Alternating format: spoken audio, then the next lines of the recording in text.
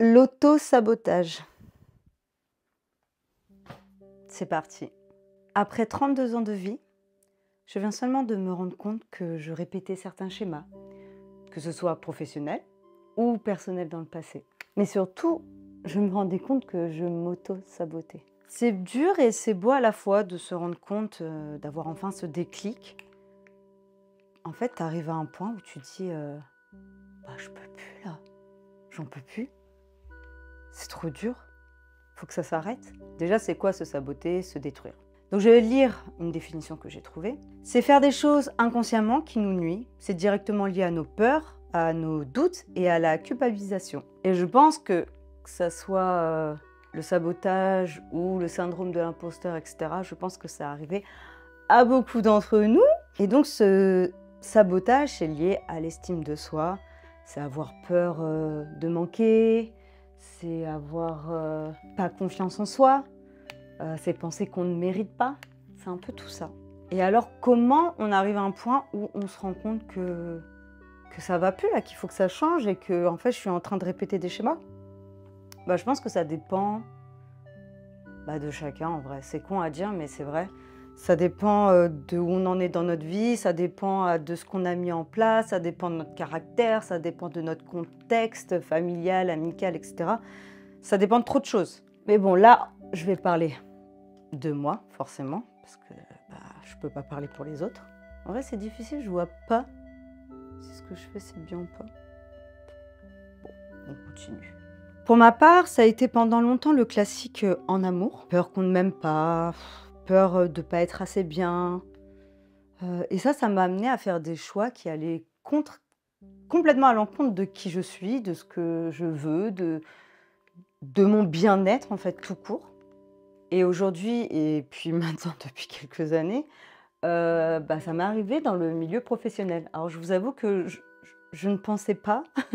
Et à chaque fois où j'ai réussi à stopper ça, c'était vraiment à un moment donné où j'étais au plus bas, où c'était plus possible, où je suffoquais, où j'y arrivais plus, où je disais mais c'est pas possible, je peux pas. Et comme me disait une somato, petit à petit en fait c'est moins dur, moins violent, moins longtemps. Donc autant avant ça pouvait durer des années que maintenant ça va durer quelques mois voire quelques semaines. Il y a de la progression. Mais surtout, ce qui est dommage, c'est d'arriver à un point où ça devient tellement douloureux que tu réagis. Mais on ne devrait pas, en fait, arriver à ce point de douleur, de souffrance. On devrait réussir à stopper ça avant même que ça commence. En gros, stopper les schémas, quoi, les patterns. Pour vous donner un exemple de à quoi ça peut ressembler, en tout cas chez moi, ce sabotage, j'ai un métier qui est assez précaire, donc je suis journaliste, reporter, photographe. Et donc ce métier, il n'offre pas une grande stabilité, à part si tu as la chance d'avoir un CDI, d'avoir fait ton trou, etc. Chose qui n'est pas encore mon cas. Et donc en termes de fréquence de travail et d'apport financier, c'est vrai que c'est pas très stable. Et moi, dès ma sortie d'école, je me suis mise en tête qu'il fallait que je sache tout faire.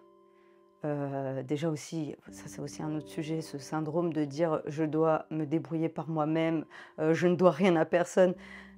Ça aussi, on en parlera plus tard. Mais bref, donc je me suis dit, vas-y, je vais tout apprendre, je vais tout faire. Parce que déjà, d'une, c'est dans ma personnalité, j'aime découvrir, j'aime faire plusieurs choses. J'aime pas... Je suis vite... comment on dit? Ah, je trouve plus... ah oui, je me lasse vite des choses si ça ne me stimule pas. Et donc, je me suis mise à faire du montage vidéo, de la captation, de la photographie immobilière, culinaire, mariage, baptême, reportage. J'ai tout fait. Et en soi, j'en suis hyper fière parce que ça fait qu'aujourd'hui, je peux m'adapter à toutes les situations. Je comprends très vite le besoin des gens. C'est plus simple. C'est plus simple parce que je peux aussi suivre un projet de A à Z puisque j'ai, entre guillemets, toutes les compétences. Mais, il y a toujours un mais, j'ai tellement été dans la débrouille que je me suis mise à accepter tout et n'importe quoi. Quand tu commences, en soi, c'est un peu logique parce que tu essayes de te faire la main, tu essayes de découvrir ce que tu aimes, ce que tu n'aimes pas. Mais moi, le problème, c'est que ça fait 8 ans que je suis à mon compte. Et ça fait 8 ans que j'accepte des choses que je ne devrais pas accepter. Parce que, une fois de plus, la peur de manquer, la peur de ne pas satisfaire, l'envie de bien faire, d'être bien vu, bla bla bla bla. Et vous savez que je me suis retrouvée dans des situations hyper désagréables où on me demandait des choses que je ne fais absolument pas, pour des sommes minables, voire parfois pas payées. Qu'est-ce que je pourrais donner comme exemple? À me retrouver dans des bourbiers de prestations où j'ai pas toutes les infos et au final c'est la merde pour tout le monde, pour le client, pour moi. Tout ça parce que j'ai pas eu les coronesses de dire bah non. Non, en fait, non, j'ai de l'expérience, non, ça fait 8 ans que je façonne mon portfolio, voici mes compétences, est-ce que ça vous convient? Oui, non, merci, au revoir. Voilà, en fait, comme ça paraît si évident. Mais à chaque fois que je suis face à une personne, oui, ok, il n'y a pas de souci, pas de problème.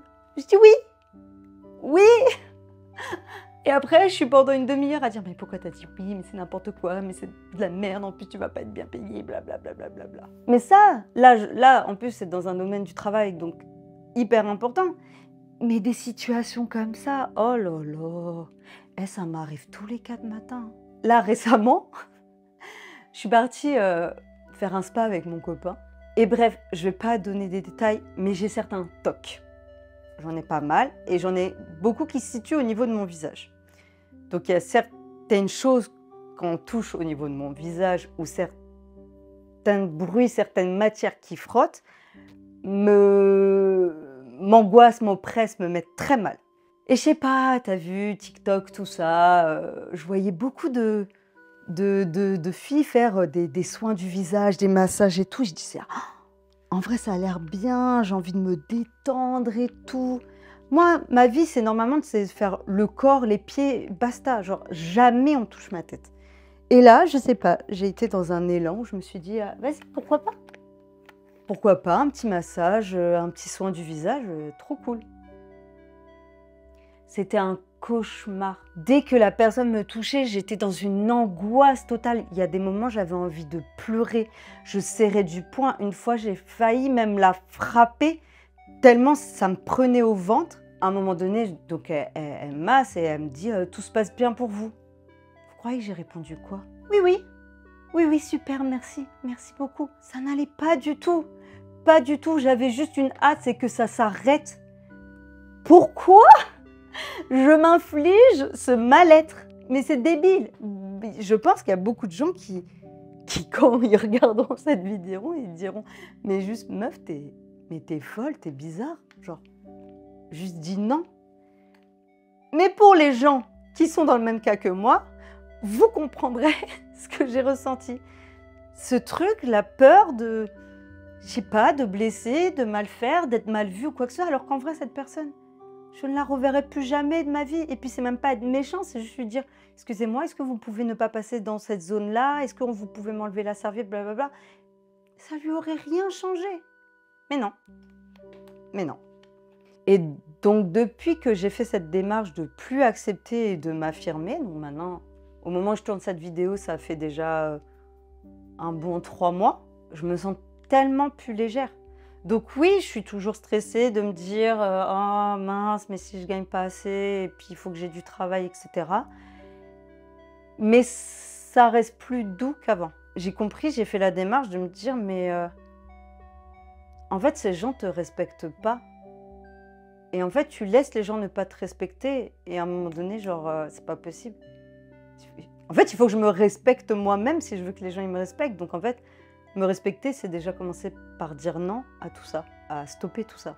Et donc, forcément, d'être là comme ça, à se rabaisser et tout accepter, bah, c'est un peu la porte ouverte pour certaines personnes malveillantes. et qu'on appelle plus communément des manipulateurs, des pervers narcissiques, des sociopathes, tout ça, tout ça. Et quand tu es hypersensible, tu es typiquement la proie idéale en fait pour ces gens-là. Et je viens de finir une BD d'une illustratrice qui s'appelle Sophie Lambda, qui a fait un livre justement sur cette thématique de comment s'en sortir face à un manipulateur. Et dans le livre, elle disait une phrase que je trouve très juste. On dit que lorsque l'on s'est fait avoir une fois par un manipulateur, on ne se fait plus prendre. Je ne suis pas tout à fait d'accord. Si on ne fait pas le travail personnel pour regarder en face et s'améliorer, on peut en rencontrer beaucoup, voire se tromper et être en souffrance à l'infini. Et en vrai, quand je prends du recul, que je regarde le problème en face, en fait, je n'ai jamais réellement fait le travail pour ne plus me faire avoir. Donc cette phrase, en vrai, est tellement juste. J'ai toujours enfoui ça au fond de moi, mis doucement sous le tapis, faire semblant, enfin je m'en rends pas compte évidemment, hein, tout ça c'est inconscient, mais de dire oui, non, ça suffit, on m'a fait ci, on m'a fait ça, nanana, j'ai compris, j'ai retenu la leçon, c'est fini, ça n'arrivera plus. Et en fait tout ça c'est bien beau de le dire, mais si derrière t'as pas mis en place des choses, t'as pas travaillé sur le pourquoi du comment, t'auras beau te le dire, l'histoire en fait elle va se répéter. Et c'est triste parce qu'en fait ça fait quand même énormément de murs qu'on se mange dans la tête, alors qu'en soi si le travail il avait été fait dès le début, ça serait pas aussi douloureux. Après dès le début c'est compliqué quand tu es adolescent, surtout à mon époque, j'ai l'impression d'être vieille quand je dis ça. Aujourd'hui les jeunes adolescents sont bien plus ouverts d'esprit, bien plus préparés, bien plus éveillés sur tous ces sujets-là. Je suis pas ultra vieille, mais je suis quand même des années 90 et quand tu étais ado dans les années 90-2000, c'était clairement pas des sujets que tu entendais, que tu abordais, que tu pouvais même comprendre, connaître quoi que ce soit. Donc en fait, comment tu veux faire un travail quand déjà tu n'en as même pas conscience, tu sais même pas ce que c'est. Avec la conscience qu'on a aujourd'hui, donc on va dire ça fait quand même depuis les années 2010, à partir de 2010 qu'on a commencé à vraiment avoir des sujets qui ont popé, où les consciences se sont éveillées, etc. Donc, allez, on va dire, j'ai mis 10-15 ans. Ça va. Il y en a en une vie, ils ne réalisent pas la moitié, hein. C'est déjà bien. Il faut s'applaudir quand il y a des évolutions, quand il y a du changement. C'est bien, Sandra, je suis fière de toi. Et donc, ouais, il m'a fallu tellement de murs, tellement de moments de souffrance où j'espérais juste qu'on m'aime, qu'on trouve que je suis quelqu'un de bien, que je fais quelque chose de beau, que j'ai une vraie place sur cette terre, quoi. En gros, qu'on estime pour quel être humain je suis. Alors qu'en vrai, on n'a pas besoin de l'approbation des autres. Le plus important, c'est de s'aimer soi-même et d'être en accord avec qui on est et ce qu'on veut, en fait. Ouais, c'est des vidéos psychologiques. Ça a été très long. Aujourd'hui, j'ai 32 ans et c'est la première fois que j'ai pris une séance chez le psychologue. Et j'espère sincèrement que cette vidéo, elle va résonner chez certains d'entre vous, que ça va vous pousser aussi à faire cette démarche de vous aider en fait, de vous soigner, de prendre soin de vous, de prendre soin de votre être. Et c'est pas facile. Et j'ai enfin compris que c'est bien beau d'essayer toute seule, mais en fait, au bout d'un moment, on ne peut pas avoir toutes les cartes en main et on a besoin que quelqu'un soit là aussi pour nous aider, pour nous couvrir et aider à soigner ces petites blessures qui se forment tout au long de notre vie. Prenez soin de vous.